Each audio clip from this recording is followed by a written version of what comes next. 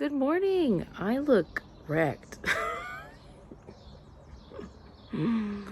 I've almost made it through the longest week in the history of weeks. And I've got second grade today. Sweet class. Sweet class should be a good day. And I don't think I have anything else to update with. It's Friday. There's noises. Is it my cat? I don't know. Let's hope it's a good day. Let's hope it's a smooth day. Fingers crossed.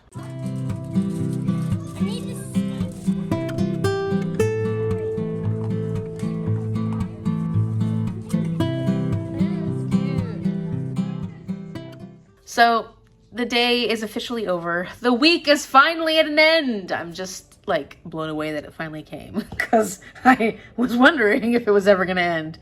It was a lovely day today though. And the second graders were wonderful. They had a few moments where they were getting a little wild, but that is to be expected. But really this group, like both second grade classes, are amazing. So it was nice to end my final full teaching day subbing with this class. And on Monday I am subbing, but it's for one of the paraeducators, and I basically get to spend time with my fifth graders playing games because they're not going to be doing much learning aside from that. And Monday is field day, which is exciting because it's a fun day where the kids get to play games and be out in the field and just enjoy. They have like different things that they do. Well, one of the things that they can do is a dunk tank where they get to dunk teachers and the principal, and I got talked into it. So I'm going to be doing the dunk tank, which I'm sure all the fifth graders are going to absolutely love. I even had a couple of other kids. One of the third graders was like, oh, it's my birthday that day, Miss Starzak. Can I dunk you? And I was like, I think I'm going to be set for the time that the fifth graders are dunking, but we'll see. But I'm sure that many of the students in the school would love to dunk me. And it seems a little barbaric, this idea of being dunked. Yeah, I'm not sure how I feel about it ethically, but I think it'll be fun. It'll be a warm day, and it'll be one last thing to do with the kids. It'll be a blast, and give them a chance to work on their aim. See, I'm helping them out. Still helping them out. Okay, that's better. The sun was coming in, so I was having a hard time seeing you. So as far as my 1 week, 1 shelf this week, I really only got to work on Lakesedge by Lyndall Clipstone, and I am close to the end, and I think I could get this one finished either tonight or at some point tomorrow. I don't have too much left. I've got like 70 pages left to read. However, tomorrow we're doing a watch-a-thon for Bridgerton, and I'm definitely spending a good portion of the day doing that. So I know that if I were to pick up the next book, I'd be able to dip my toe in and I wouldn't be able to make any progress. And I already have that nonfiction book that I'm carrying over that I wasn't able to finish from the first week. I'm hoping that next week I'll be able to start getting more reading in because, you know, school's out, so I won't be working quite as much. But I kind of thought that might be an issue because I'm not a terribly fast reader. And I can get through books pretty quickly, but it depends on the type of book. And so fantasies obviously sometimes take a little bit longer. This is YA fantasy, so it has been going really quickly. But I really only have had like an hour a day to read. So I just haven't really had a chance to spend a lot of time reading. As far as devolution goes, I'm currently on 39% of that, and it's definitely starting to get a little wild. There's this point when we are in survival mode, and we've got these people within the small community that are finding conflicts here and there, but they're starting to work towards figuring out what needs to be done to survive the winter, because it looks like they're going to be stuck throughout the winter. And strange things are starting to happen. I'm not going to be able to say much besides that. I am enjoying the audiobook. I think the audiobook is good. It's not the best audiobook I've listened to ever, but it is an enjoyable audiobook. And I'm pulled in at the moment, so I'm not hating it. It doesn't make me think maybe I should try World War Z as an audiobook at some point in the future. Or maybe I just don't like zombies. I don't know. I'm going to try it. I swear I am. But yeah, at this point, 39% of the way through, I'm having an enjoyable time listening to Devolution in the car on my way to and from work.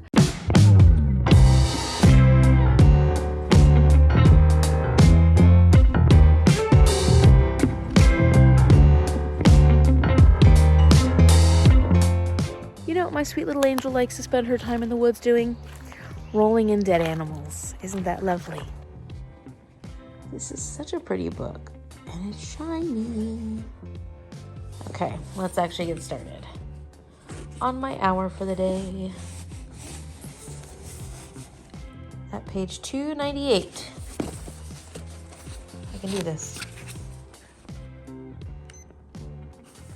Okay, so I'm definitely seeing some of the repetitive elements to it. I don't know that I'm hating it or anything like that, but I can see it.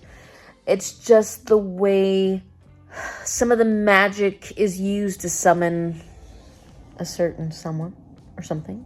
And it's basically the same thing over and over again. And then kind of like the challenge comes back around over and over again before they get a chance to do the magic they need to do for the thing that they need to do it for. I also can see how our main character acts like a total martyr. And again, I'm not surprised by that kind of behavior. That's typically what you find in a lot of books like this, where they're fighting against some sort of evil or situation, and there is a young adult main character. They always think they're invincible, and they always feel like they're the ones who have to save the day. And so, I mean, it's not bothering me. Has this been a slow-paced read? For sure. And I can see why some people might not be into that, because there isn't a lot going on. Like, the story is pretty simplistic as far as, like, peaks and valleys and the pacing of the plot. There's just not too much happening in this overall.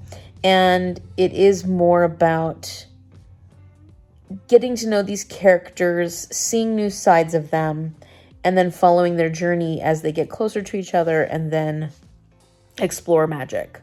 Explore their own magic, explore each other's magic, and their motivations in life, like what's important to them.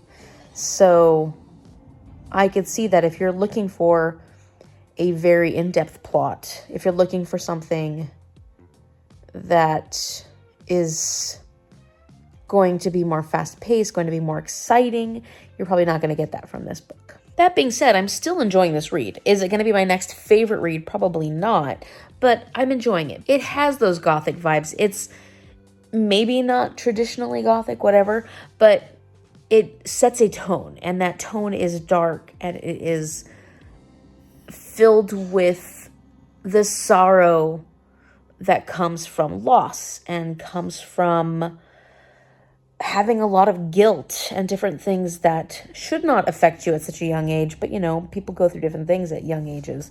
And so we have these characters who would love to be whole, let's put it that way. And they have so many things standing in their way. I think this is where we'll start to diverge. Yeah, I think so. My number 4 is the book that I think may well win. It's 9:18 and I'm already falling asleep. So I have made a bit of an executive decision because I was thinking about my daily hour that I need to get in for my 1 week one shelf.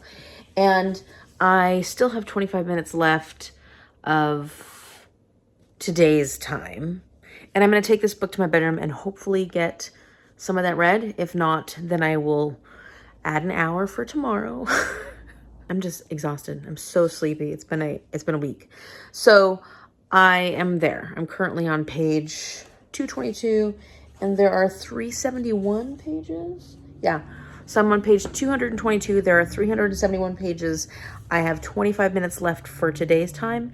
And what I'm going to do is I'm going to add the hour for tomorrow, Saturday, and finish Lakesedge. And whatever time I have left over, I will make sure that I use that time to work on Galileo's Daughter, because this is still one of my 1 week, one shelf books. And I haven't had a chance to get back to this at all this week. So I'm not going to pick a new book from the fantasy shelf. Just don't have enough time. But I would like to still dedicate that time to a 1 week, one shelf book. So yeah, that's what I'm gonna do. Because I'm feeling so sleepy, I'm going to end this video here, and I will give any updates I have, especially if I do finish this tonight, or I doubt it. But if I finish my 25 minutes tonight or what have you, I'll give you an update tomorrow morning on whatever I've completed reading. So if you like this video, give it a big thumbs up and subscribe so you can see what happens on Saturday. I have to warn you, it's going to be a mostly Bridgerton-filled day. I'll show you all the goodies we get for our little tea party thing. And whatever footage I get including discussions about the books that I've completed and the time that I finished reading. I'll share that with you as well as picking my next shelf for week 3. What am I going to be reading in week 3?